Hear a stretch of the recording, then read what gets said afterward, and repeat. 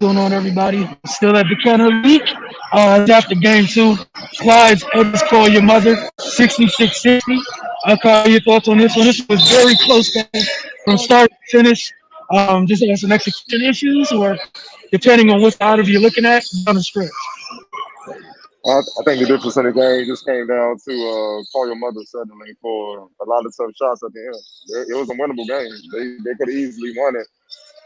They settled for a lot of tough threes, screen and roll, popping off for threes when they saw daylight.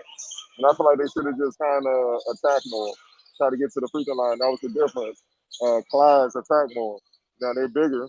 AJ Wilson had a great game. Peters Warhead had a good game. They're a little bit bigger, so it made it easier. But one thing I like, a key play was Rodney Pryor, longtime Boyer. He shot a bad three, and the head coach, Kurt Trouble Smith, kind of got on him like, come on, man, get the ball inside, grind this game out, and get the win. Like, it's late in the game. What are we doing here? Why you settling for hero shots and all you doing is starting that fast break and you miss? You know what I mean? So, ultimately, I think that's what ended up doing, costing them the game. Had they slowed down, went in with Nano, probably let him do his thing inside, draw some fouls, or at least play inside out. You know what I mean? Like, let him get a double so you get an easy wide open shot. Then if you miss, you live with those. But those are tough shots trying to just skate and roll. The guy hedging out is usually a bigger forward or whatever, and he's contesting your three. It's real tough to pull out a win with that, man. But that was the main difference, man. They battled, they went back and forth all game, both teams. They came down the stretch. I just feel like Clyde executed just a little bit better. They didn't execute the best, but they did enough to win the game, and that's all that matters. Yeah, and to speak in terms of what was going on inside for both teams, like nothing was easy for the team around the basket inside. There was several players on both sides that were in the business of protecting the rim rather well.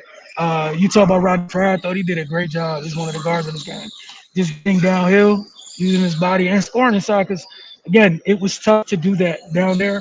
Yeah, like you said, Clark just executed a little bit better down the stretch. It wasn't. It was far from a clinic on that end.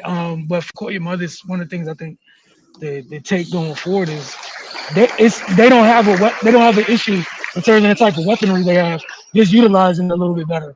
Like you said, there was some trips down, the ball didn't move nearly enough.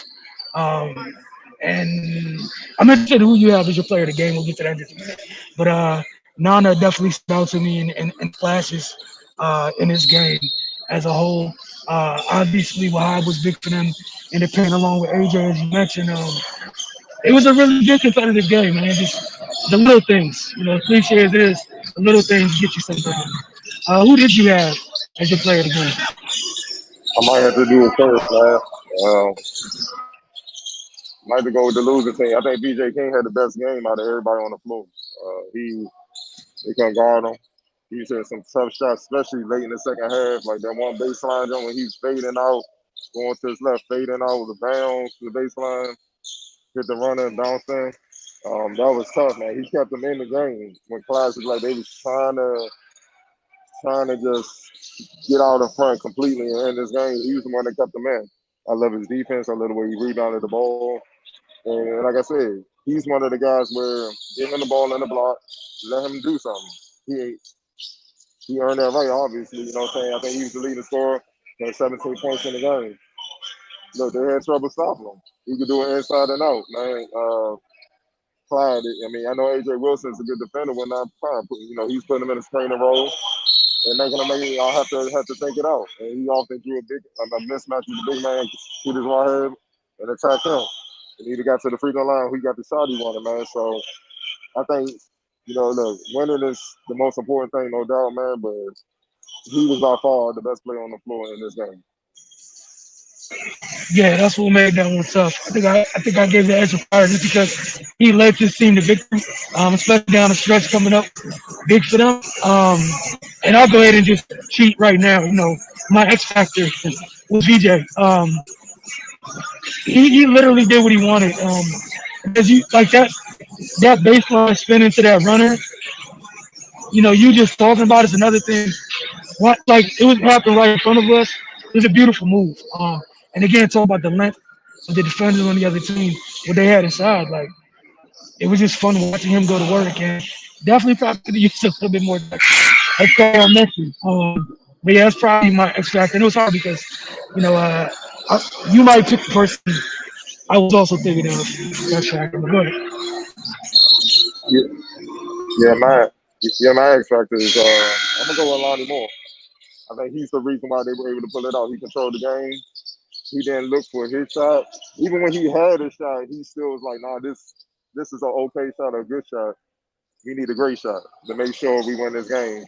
And he controlled the flow. He got it inside. The bigs kept getting fouled, going to the free throw line. AJ Wilson, Cutest, and all those guys, they kept getting fouled. They went to the free throw line, hit shots down the stretch, and that's how they were able to pull out this close game.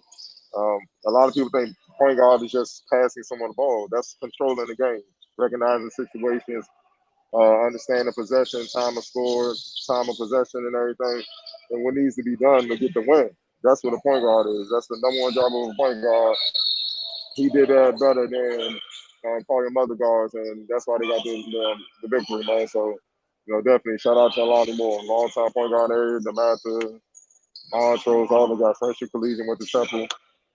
Yeah, the experience came in handy tonight with this afternoon. Look, man, it's the theme of the first two games. That guard play we talked about after the first game is very, very important, and it's showing through.